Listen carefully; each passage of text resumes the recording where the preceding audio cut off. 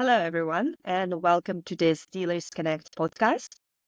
Dealers Connect is a group in Telegram dedicated to exploring different risk and dealing related topics in the industry of FX and CFDs.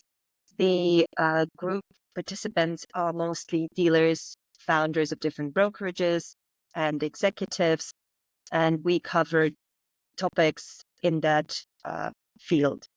Now, my name is Elina Pedersen. I'm the co-founder and chief revenue officer of Yours, the fastest matching engine in the market. And I'm joined here by Roman, the founder of Dealers Connect Group. Hello, Roman. Hi, Elina, and hi, everyone. I'm really glad to start this series of podcasts that has been demanded by the community. This is our first podcast, and the reason why we decided to start doing these podcasts is because we've been asked on several occasions by dozens different people to speak on different topics, to be honest.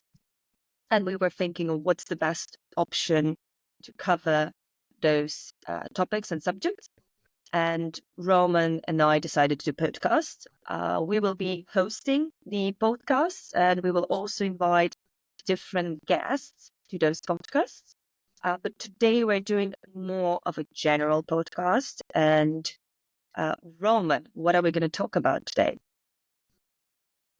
Yeah, we've been thinking of the subject of the first podcast, and eventually we decided to start with the key basics for the risk management. Someone would say that, come on, guys, we know already everything. But in fact, the reality shows that a lot of stuff in risk management and dealing stay uncovered. And eventually we have decided to make a podcast about the risk management in general for different business models, for different risk types, and to cover the key subjects out of these topics. And eventually to have some practical examples and practical advices to start and to keep working with your within your risk management setups. So I believe it will be kind of a general one. And guys, if you have any ideas for the future topics and the guests that you would like us to have in the show, please let us know in the comments below, as everybody says, or in the group, in the Telegram chat. Yes. I think another important matter that we will cover in this podcast is the different risk management tools. Because what we've noticed in the group that very often dealers or company owners would ask for a for a recommendation of a risk management tool, and different people see risk management tools as completely different companies or softwares or even practices.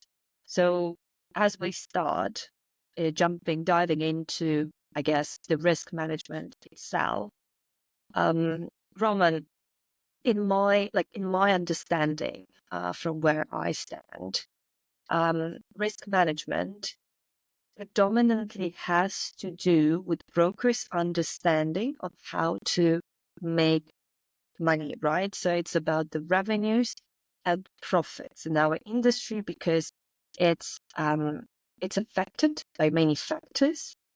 And there's certain risks. And, some brokers prefer to have a flatter curve, but not be as reliant on the market. Other brokers prefer to have a sharper curve in terms of, we're talking about the profitability curve, obviously. So their risk appetite is different or higher.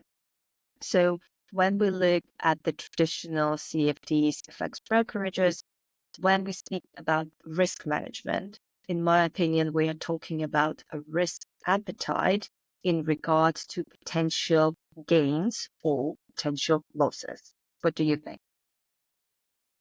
I definitely agree with that.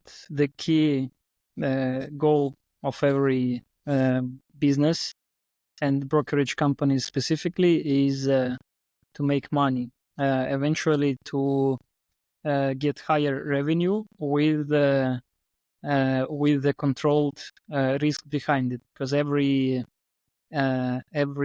reward comes with a certain risk.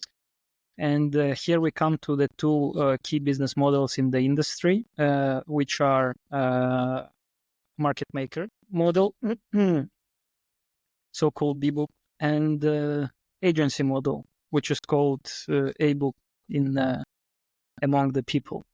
So eventually, these two business models, they are different by nature and different by the nature of risks that they have, as well as profitability that they derive from the flow.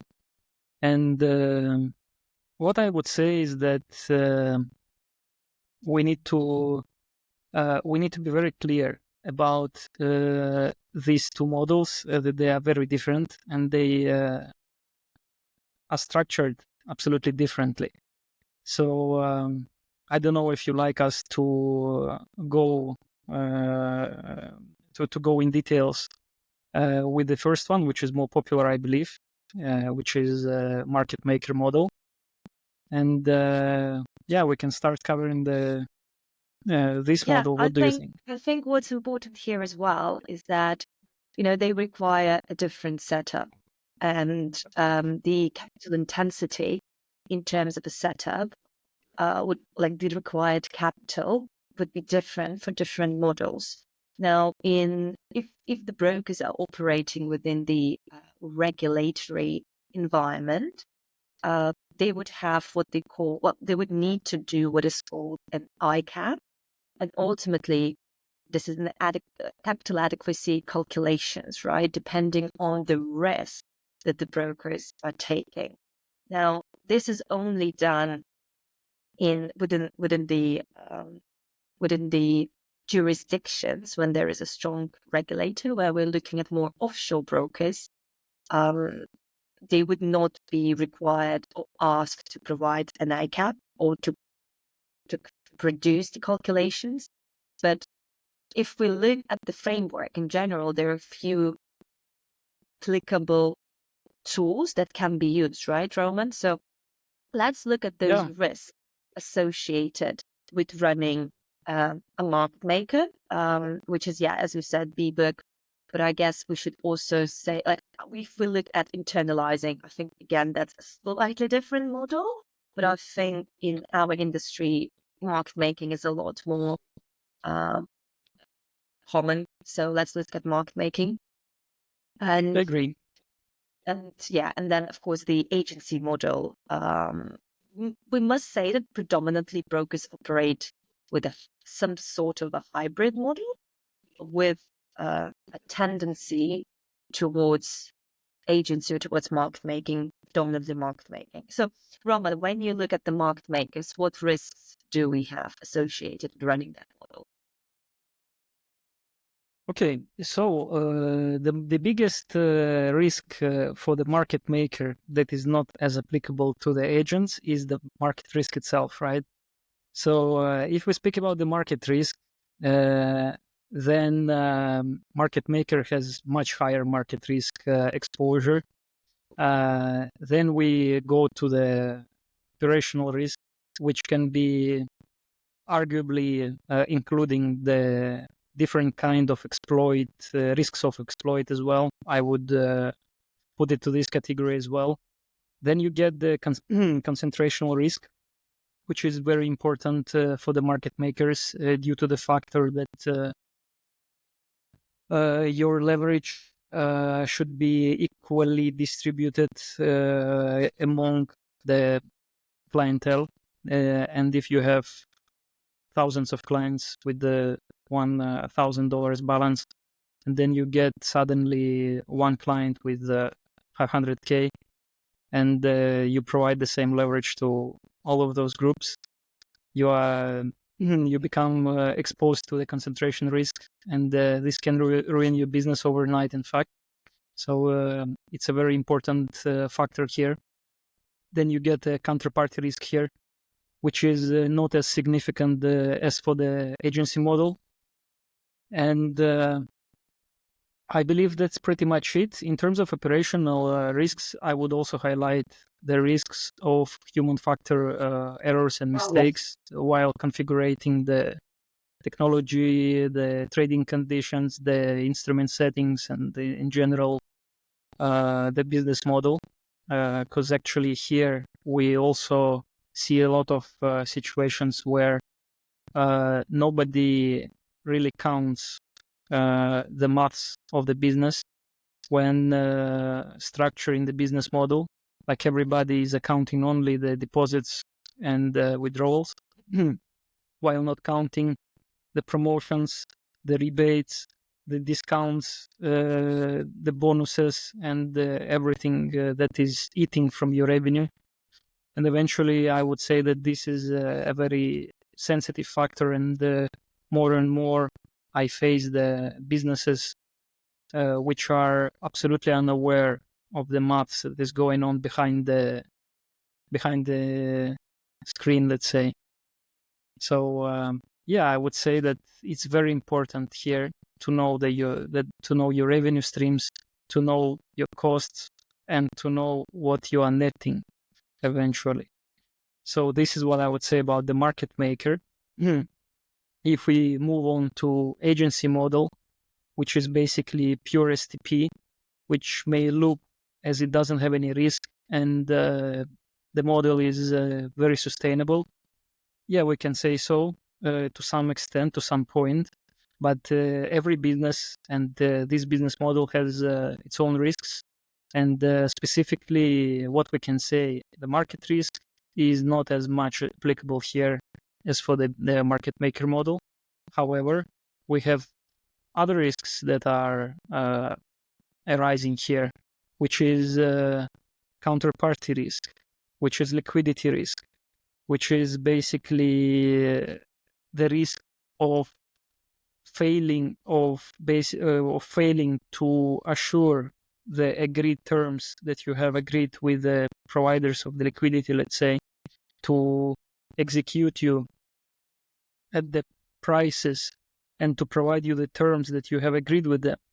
And this is a crucial factor for the agency model. So what I mean here is when you agree with the liquidity provider that you will get the specific spreads, trading terms, and commissions, and eventually when you start executing and you have 3 months passed and you see at the execution report from the breach, let's say, you may be surprised how much is different and how much you under received in terms of the revenue comparing to what you have been expecting.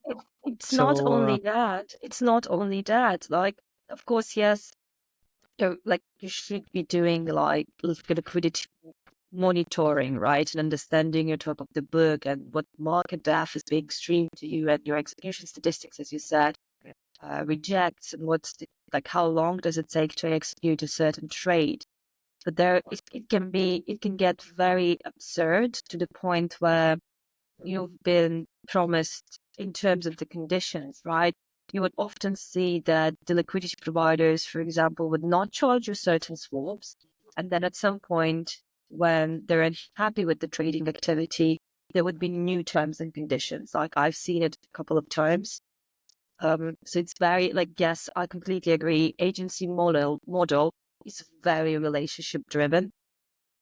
So unless you know and you can rely on your counterparty, it's really, really hard to run that model. And another important part here is that, for example, again, in stronger jurisdictions, when we look at the agency model, what you will find is if the liquidity provider is not within the equivalent jurisdiction, so to say, so the liquidity provider is operating, let's say, offshore, this would be seen as same risk as if you are taking as if you are actually having unhedged exposure. Because if your liquidity provider is not reliable, if your liquidity provider doesn't have significant controls in place, you can't be saying that you've hedged your exposure. agree. And actually, what I just would like to add to the previous statement of yours, which is you may have different trading conditions from what you have agreed with.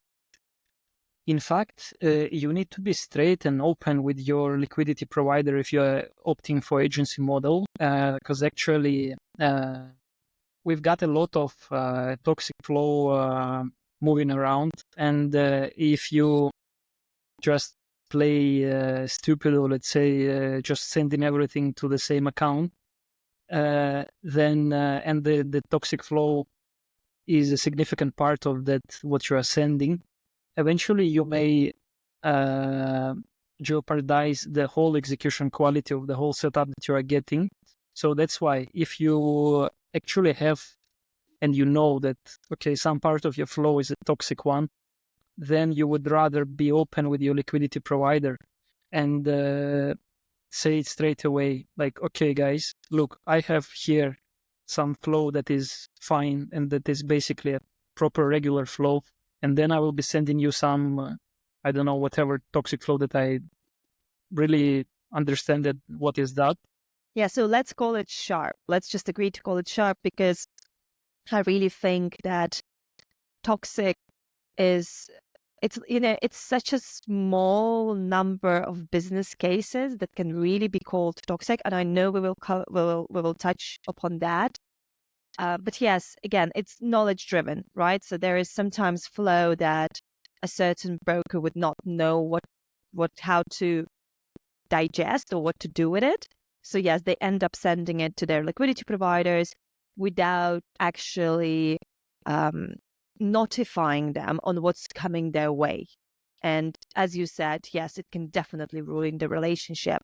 But let's go. So that's the agency model, right? But they're not. I'd say maybe 15% of the market is running agency model in a way, and predominantly we're still looking at hybrid models. So let's go back to market making. And as you said, market risk is the most, well, I don't want to say important, that's not the right word. All the risks are important, but it's the riskiest risk. Can you say that? Riskiest risk? Or what would you say? Yeah, that's basically the most significant and the scariest risk for the majority of people that I meet, especially those who are entering the market. Like from other industry, we see a lot of people joining now, jumping in from the neighbor industries, like a lot of similar industries.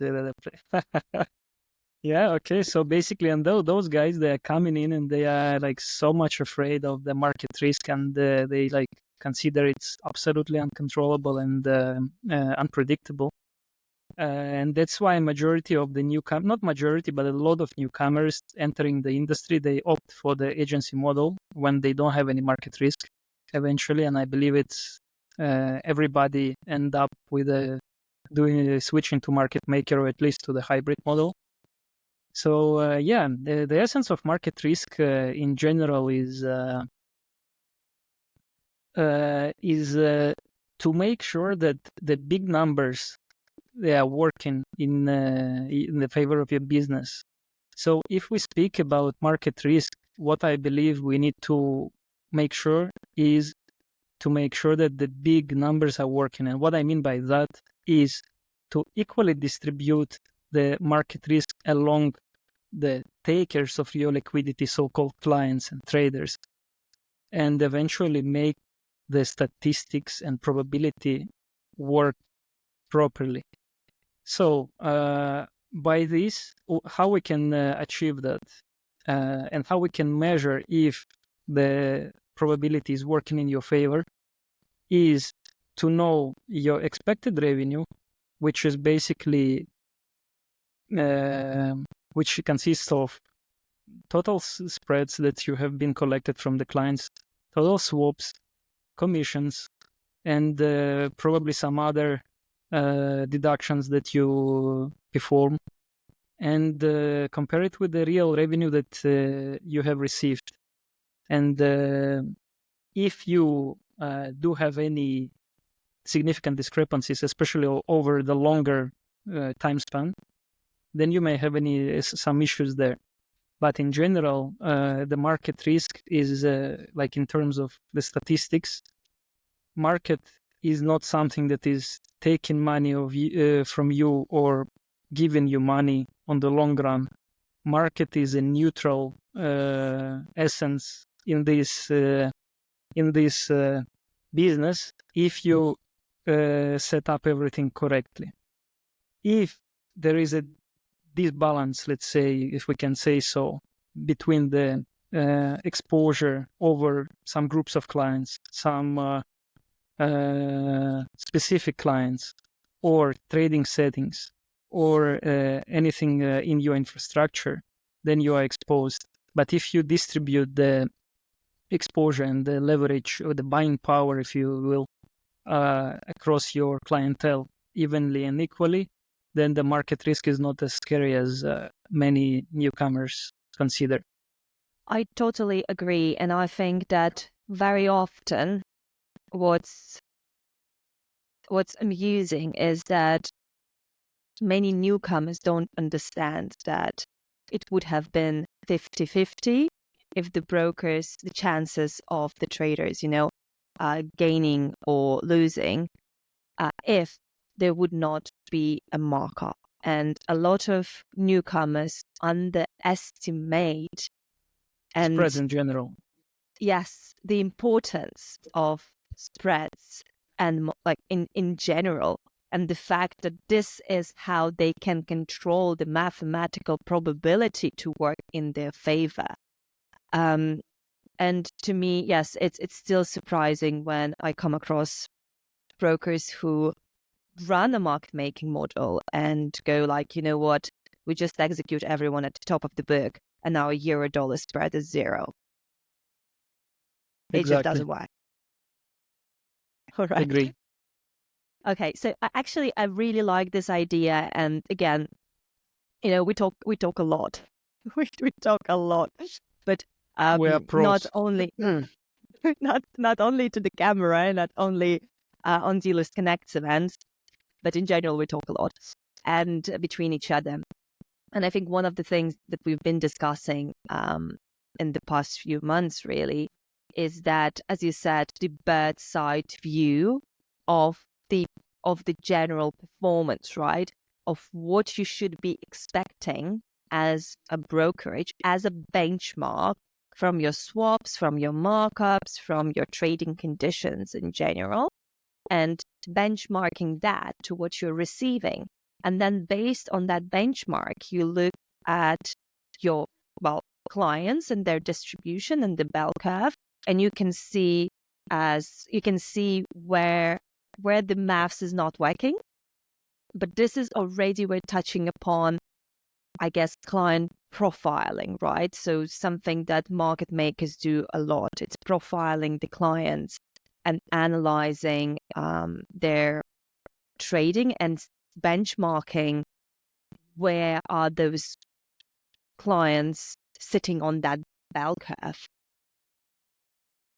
Absolutely agree. What I would say, okay, we will touch this subject in more details a bit later on, but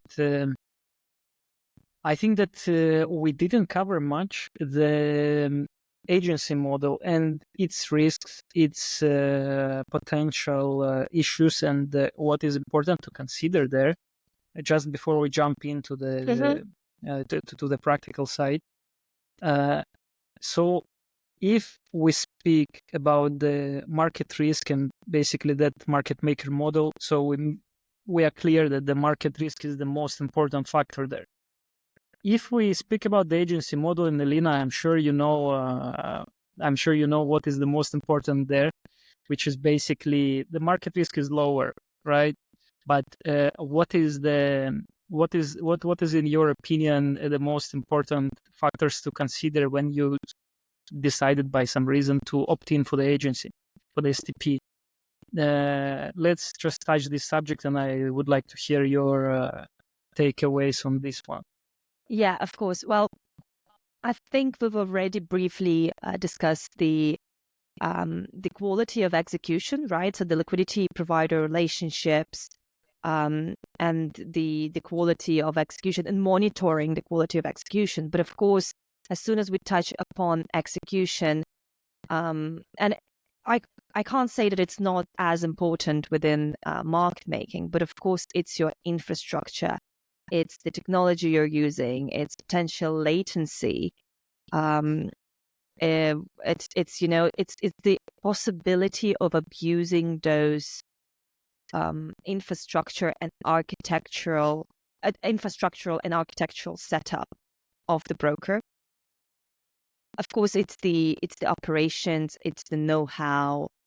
Yeah, but I think the infrastructure is one of the most important factors in the agency model, especially if we're looking at aggregating or, in a way, internalizing, right? So it's the quality of liquidity, and it's how can you work with your aggregated book to make sure that whatever spreads you're making or whatever markups you are charging or whatever you're transferring to your clients is actually adequate.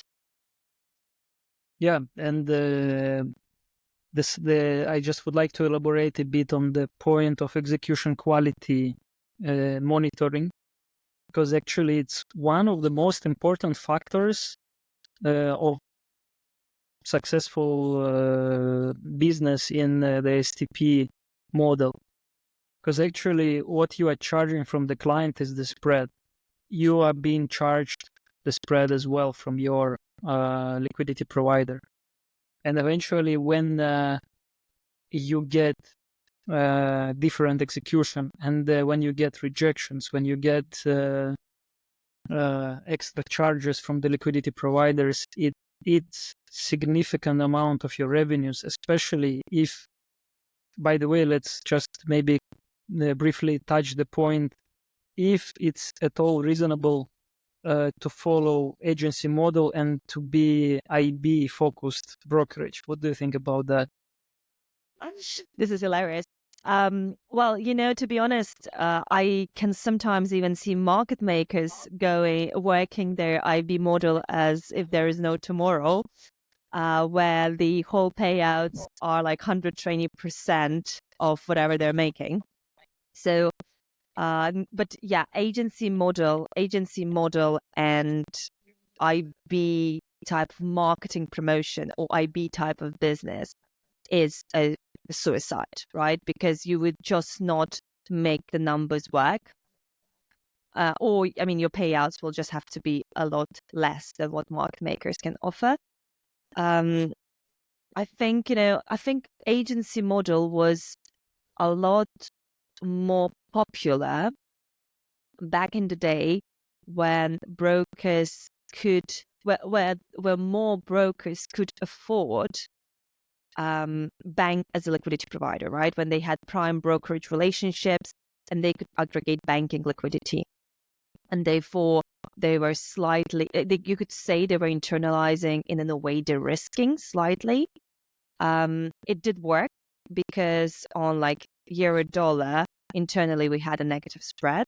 So, when we took bid and ask from two different banks, and it did work because the markups were, even if you order like 0.1 on euro dollar, we're still making a good dollar per million. Now, today, when liquidity is recycled, and when there is only a handful of brokers who still have this prime broker relationship with the banks, it's becoming obsolete. And agency model, some brokers who say they run an agency model, in fact, they're not running an agency model. They're just asking the liquidity providers to run the risk, and then they have a rev share. And if we look at that, then that's not an agency model, in my opinion. Not like a clean institutional agency model of what we would expect, Absolutely agree. It's just kind of an outsourcing of the risk management function.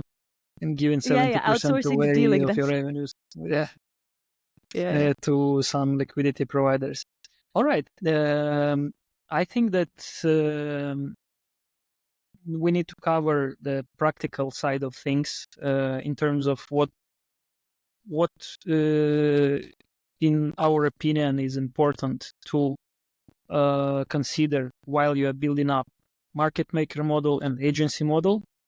Let's make it practical, maybe useful, hopefully useful for part of the community, and maybe for those who even already have that in place, so they can go through the checklist.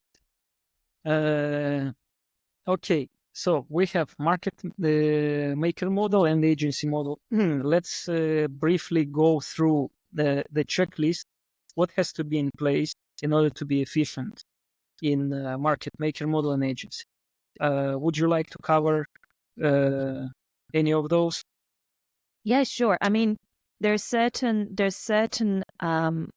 parameters I think that would be similar in market making and agency, and well, in hybrid, of course. So everything we're talking about in regards to agency model, we also need to understand that it's applicable to market makers in a way that when they run both book, like they run an A book, they can apply the agency model best practice onto that side of the business within the hybrid model, right?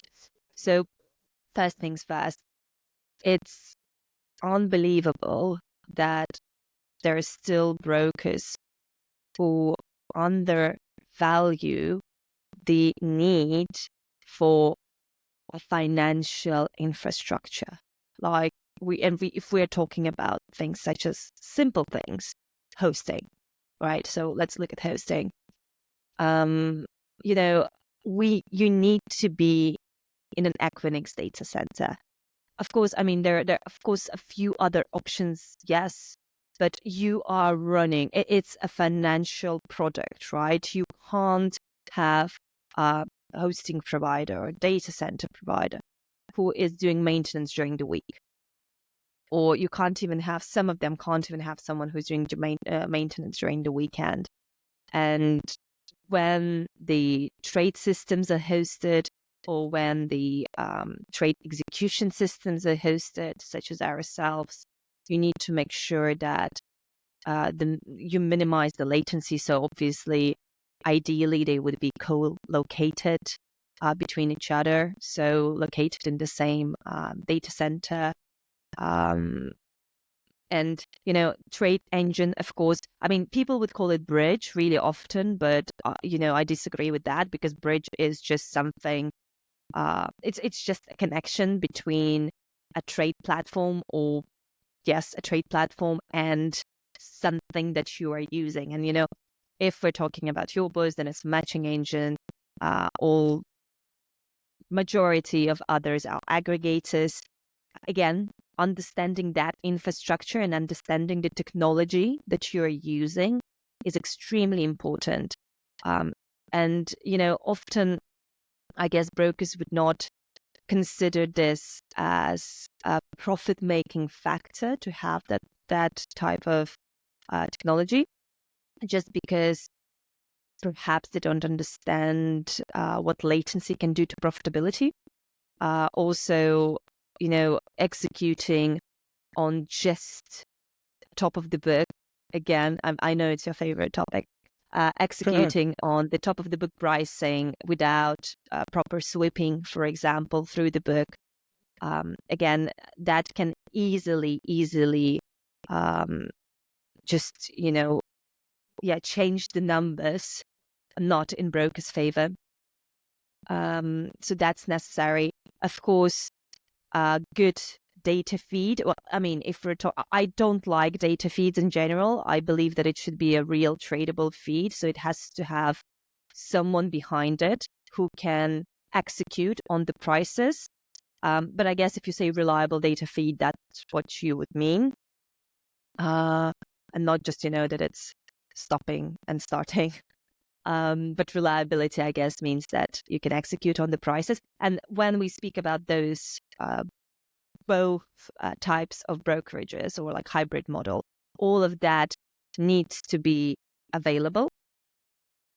And then, of course, with the market making brokerage, you need to have additional tools for client profiling and know-how for client profiling. You need to understand your clients. You need to understand their trading patterns. You need to understand how and when they're trading. You need to also, there are so many parameters that we can look at, and some of them are just client related, others are more like trading related.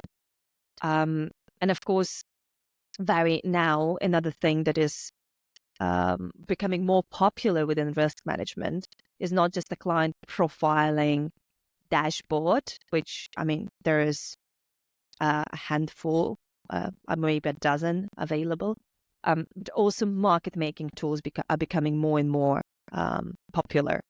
And for a market maker, I think that's also a very good tool to have. They are becoming more popular, but there is not much on the market from my perspective, at least. I would like to add here that for market maker,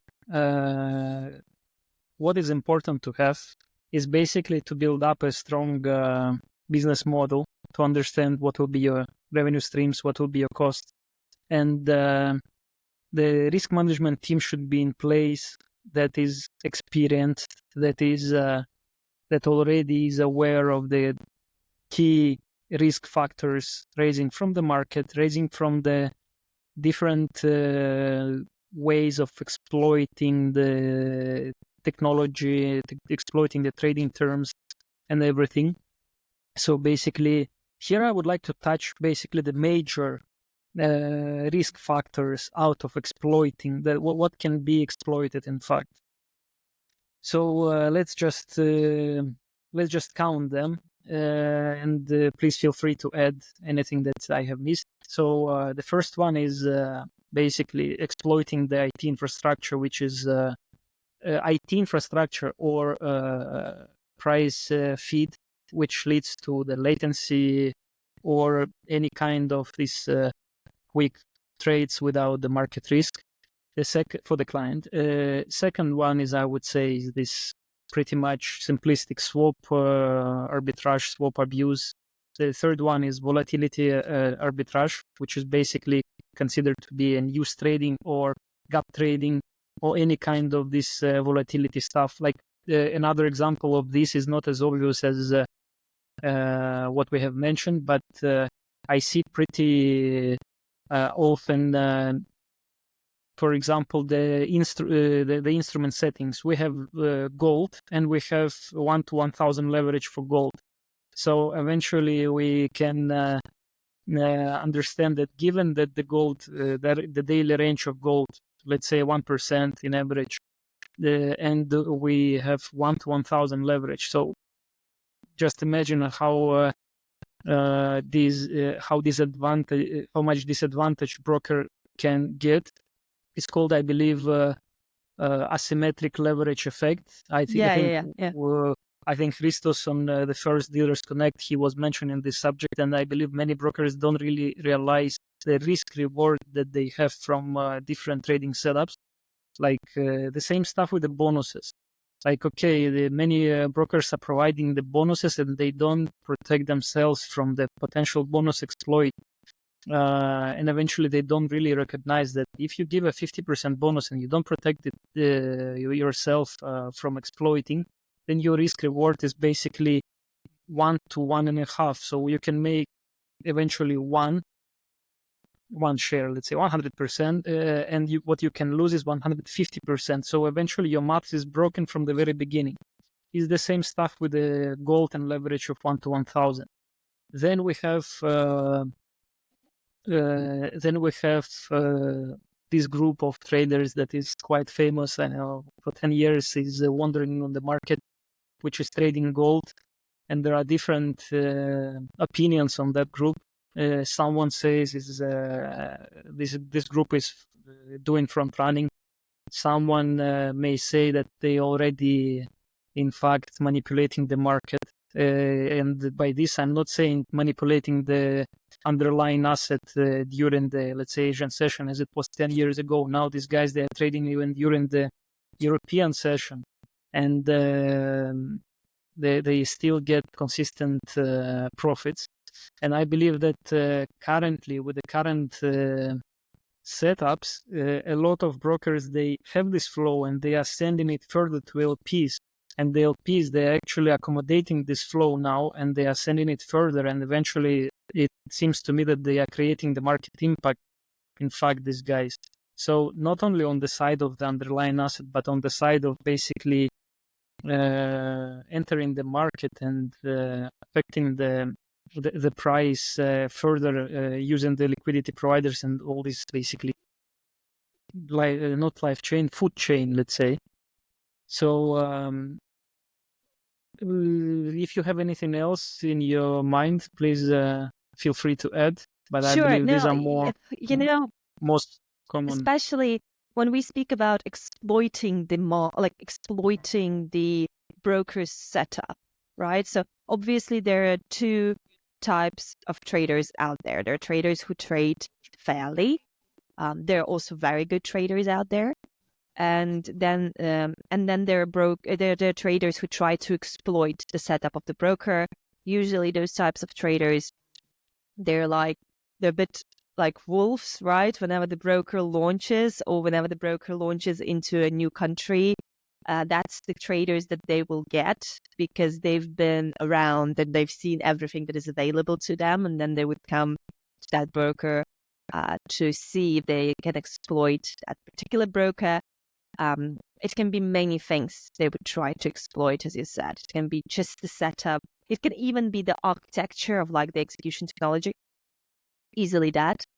Or it could be the terms and conditions, and not necessarily just the marketing, marketing campaigns, but also the general trading conditions of the brokers. And it's absolutely amusing that to me that there are lots of brokers, especially if we look at marketing, that launch new campaigns without talking to their dealing desk, and without someone at the dealing desk approving the terms and conditions of the campaign, especially if it's a bonus campaign. And then all of a sudden, there is a bunch of new clients, and which affects the general performance of the brokerage. And as you said, affects the overall statistics, the higher level statistics of that brokerage that is not properly benchmarked with the expected result, right? So the campaign was not benchmarked, and the sales or the marketing department or whoever it is can get rewarded for those clients, and the dealing will be seen as someone who didn't, make the numbers work. Where in fact, it's not. Dealing is not rocket science. It's about calculating correctly. It's a lot of maths.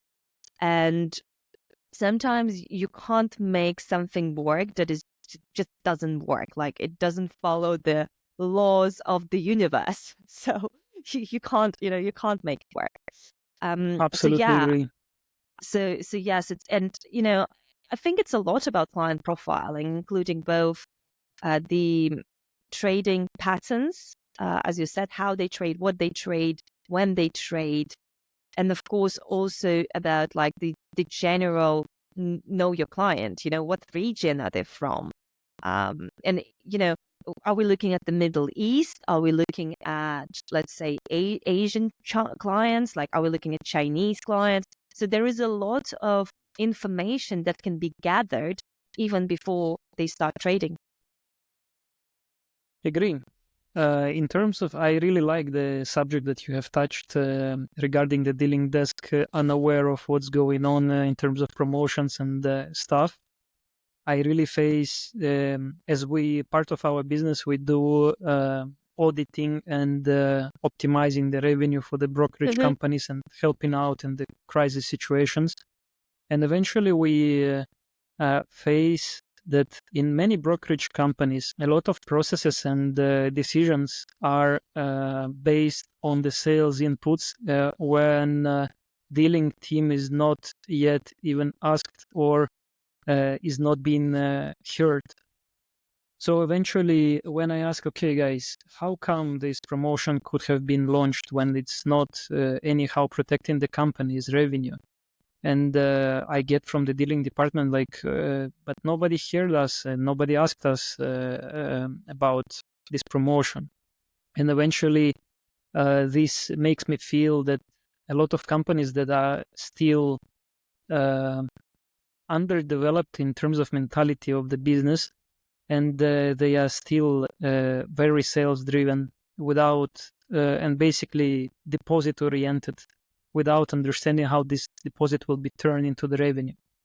So yeah, I do really believe that, and this is what we're doing now, like raising the importance and raising the importance of risks, of maths, of calculating your revenues, your inflows, your outflows, and raising the importance of dealing and risk management function as a function in general. Because like since the time I came into the industry, majority of players didn't really consider risk management as important function. So yeah, I believe it's our mission. I really like to have a mission behind our activities. Mission behind dealers. So, yeah, We so I will really make think sure that that dealers are heard yeah, exactly, and that the brokers are and not appreciated. bringing exactly, and that the brokers, because actually poor risk management brings to the poor user experience at the end of the day, and the industry is suffering in general out of that, and the clients are suffering, and basically the like it brings a lot of mess to the industry. So yeah, in general, I believe that it's very important, and I will be definitely saying it out loud that we need to calculate what is coming in, coming out, and hopefully we have our voices heard by the public, and definitely we will shift the industry landscape in terms of risk management function. Elina, in terms of agency model, what do you think we need to consider when we are setting it up in terms of the practical ways? So we need to have a breach, the proper, not only breach and execution engine, as we mentioned. What else? Like, I believe we didn't cover yet the agreements with the LPs and everything like on that Yeah, we side. need to understand. So, as you said, any business you're looking at, you need to understand the costs and the revenues, right? And what are you paying for? When are you paying for it?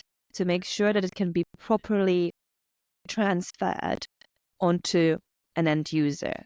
Because very often, what you will find is that the real market conditions are very disconnected from what retail traders are being offered. And you would not be able to get the same market, like the same trading conditions anywhere else as soon as you go up the food chain. So, and I mean, it's important in the market making model, but of course, there are ways in which you can manipulate the maths in a way in your favor. It's a lot more difficult with the agency model because you're a lot more limited to how you run your book. Because with the market making, you have your A book, you have your B book, and you can run the C book if you have to, whatever. Yeah, But with the agency model, it's just slightly more limiting. agreed. And building the relations, I believe this is with LPs. I mean, with Oh LPs and yes. counterparties. Oh yes. This is something that also underevaluated, also by dealers and by the industry in general. All right, I think that we actually even so we took longer than we planned. What do you think Yeah. if we conclude Wrap up. Okay, so and let's plan wrap ahead? up. So Yeah, let's wrap up. you So like to do obviously it? we've covered the risks associated with our industry. we've covered the tools that the brokers need, and in general, what risk management is. For someone, it could be flattening the curve. For others, it's understanding the market risks and understanding the maths that the way, like understanding the mathematics behind the brokerage and behind the model that the broker operates. In terms of the tools, again, there are many tools that are needed. There is not a lot available, perhaps, but there are some essential ones like the trade engine, like different. There are market making tools that are available for market makers, and of course, there are also client categorization and profiling dashboards that are also available. And dealers need to be heard, and that's what we're doing, and this is how we're going to help the industry. These podcasts, we think we're going to do them on a monthly basis. Our next podcast is going to be with a guest, a very exciting guest, and we're going to announce his name very soon, but it's going to happen in November, and it will cover the market making tools, if we go back to the tools available for risk management within the brokerage space. And I have one more exciting news. Roman, do you know what that exciting news is? Every news that you have is exciting. So, okay, which one of those? You must know it. Right. And we are thrilled to organize the 4th Dealers Connect in December, on the 5th of December. So we will really soon open the registration for it, and all the information regarding the venue will also be published, and regarding the speakers. I'm looking forward to flying over to Cyprus, obviously, in December. But yeah, I guess that's what we have for now. Yeah, definitely looking forward for that, and looking forward to meet our guests that we have planned. I am really excited about those people. They're really big figures in the industry, and I'm really excited, and I have already prepared all my questions regarding their career paths and the business insights that we will be definitely asking them. So guys, stay tuned. Subscribe, likes, and recycle this podcast whatever across all the say. media. Yes, just share it with your colleagues, and please feel free to share your ideas for the next topics and for the next guest that you would like to see in the podcast. Thanks a lot, and I hope you guys found something interesting in the course. Let's make dealing great again. Thank you. We make dealing great again. Agree.